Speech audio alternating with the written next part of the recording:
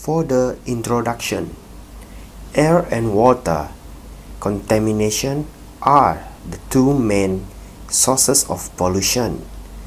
In certain areas of the world, contamination is spreading like wildfire. Overall, it is more difficult than we knew to fix pollution. People in most every city in the world are forced to live with polluted air and water.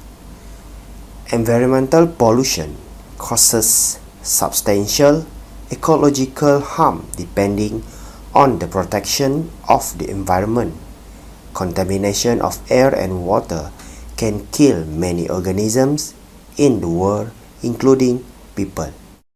As we know, air pollution is the worst form of pollution and has a major effect on human health. This can be grouped into a few different categories depending on their mixture of pollutants and airborne toxins. In Malaysia, there are some recent air pollution issues, which in July 2019, 3 days after the second round of air pollution, Johor Bahru Pasir Gudang, where all kindergartens, college, and higher education institutions in the Taman Mawar region of Johor Pasir Gudang were ordered to close as more students suffer from breathing difficulties and vomiting. DOE checked 72 premises of Pasir Gudang and took action against the parties concerned in compliance with the Environmental Quality Act 1974. The DOE provided 40 compounds for scheduled waste infringement, 10 compounds for discharge of industrial influence, 3 notifications for development of chemical handling system, and 3 stop work order against premises which did not comply with Section 22 of Environmental Quality Act 1974. Since we can live without water for only a few days, water pollution shows how precious water is to us. Water pollution is primarily caused by waste, but it can also be caused by chain reaction from soil pollution and air pollution. In Malaysia, recent issues related to water pollution occurred in September 2020, where water pollution caused millions of people to lose their water supply in Selangor and Kuala Lumpur. Four plant managers accused of being involved in water contamination have been on duty for 6 days. The vehicle maintenance factory is said to have poured used automotive oil into the drain that flow off into Sungai Gong, one of the rivers where its water is processed and later piped to houses, factories, and offices. Hi everyone, today I will present about my part, which is Malaysia department that are involved in air and water quality. Okay, firstly, Drainage and Irrigation Department, JPS, or in the Malay language we call as Jabatan Pengairan dan Saliran. The function for this department is for implementation of water resource development projects around Malaysia. Secondly, Department of Water Supply, JBA, or in the Malay language we call as Jabatan Bekalan Air. The function for this department is for public works in water supplies. This function is same like Public Work Department, JKR, or in the Malay language we call as Jabatan Kerja Raya.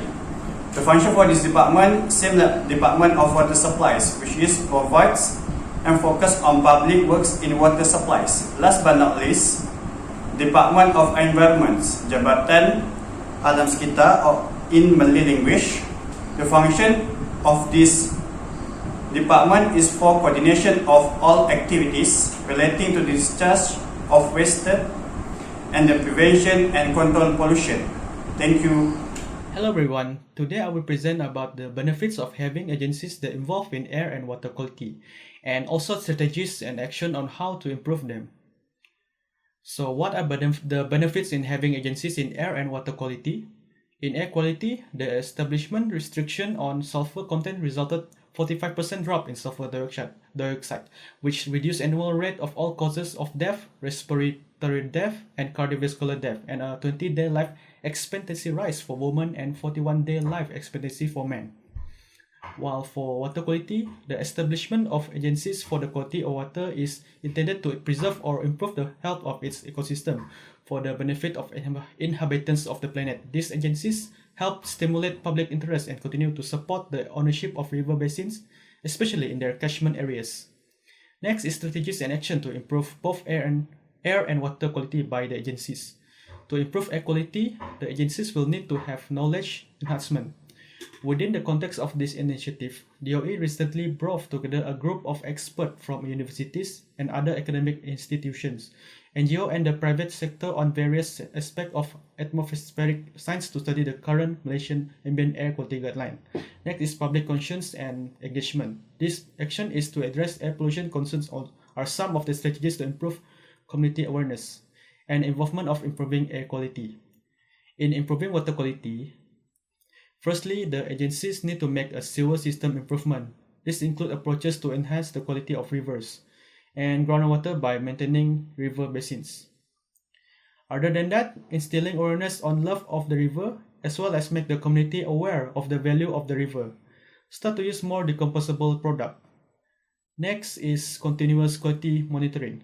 Regularly track the quality of the water in the rivers is necessary to make baseline and to detect changes in the quality of the water. So that's all from me. As a student, how we can contribute to reduce the water and air pollution and create the awareness among the public. So first of all, we can contribute from ourselves. We started from individual level by practice ourselves about the recycling. We recycling the used materials. For example, we can use the rainwater reservoir as a watering for plants and trees in our backyard. The other material such as plastic, glass, and non-functional electronic can be given or donated to the recycling operators. Every material has a potential to be recycling into useful goods to society without having a wasting of the new resources. With the awareness of large entities in the importance of environmental protection, it can be a medium for some communities to be awareness of its benefit. Other than that, we can also joining the environmental campaign consistently. In this matter, all parties need to study and apply the norms of the general public. Social media can be used as a medium in communication with each other to change the stigma of society towards the importance of preserving the environment. A simple way should be close and effective to themselves. For example, institution community such as school, university, and employment organization can join the environment awareness campaign. In addition, we also can do a volunteer activity to clean the environment. We as citizens who love the country should participate in volunteer activities that strive to clean up the polluted areas such as river and the beaches. The enforcement of law can be taken seriously towards for those who are not responsible that contributed to the pollution.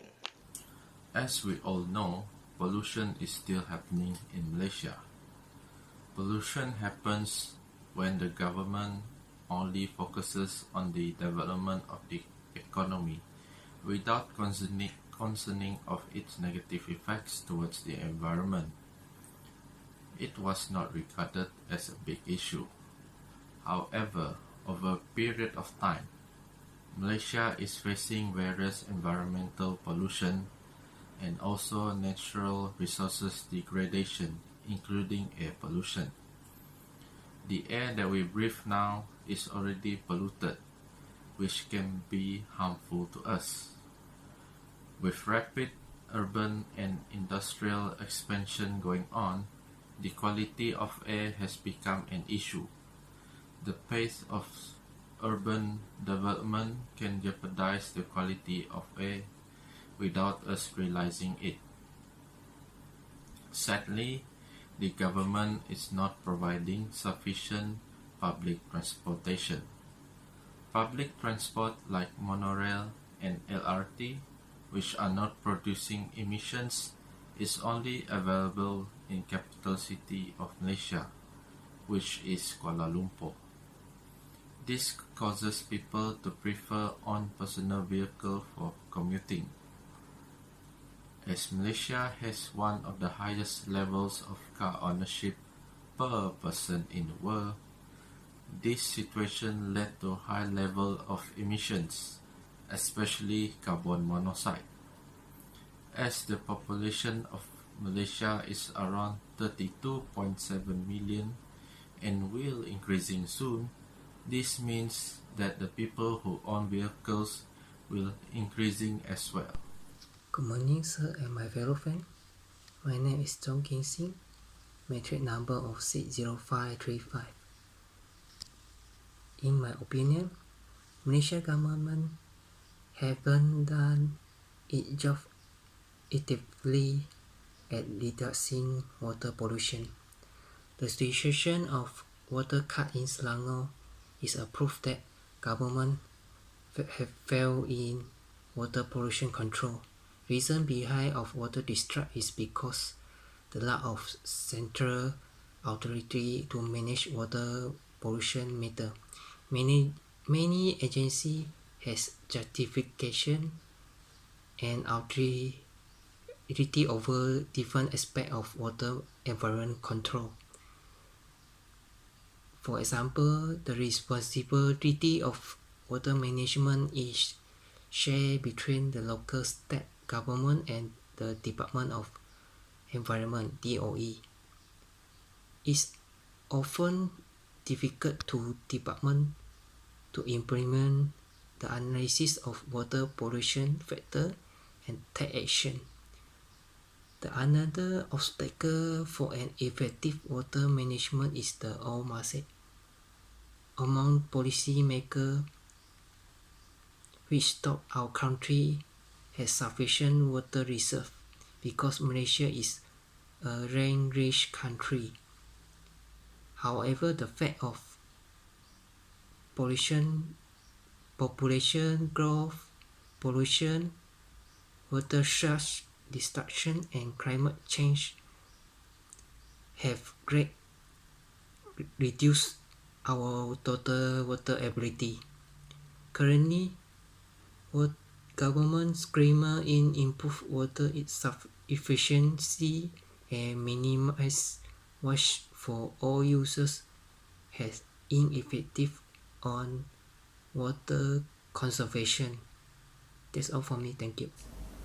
All parties at each stage should play their respective roles in achieving the objectives of environmental sustainability.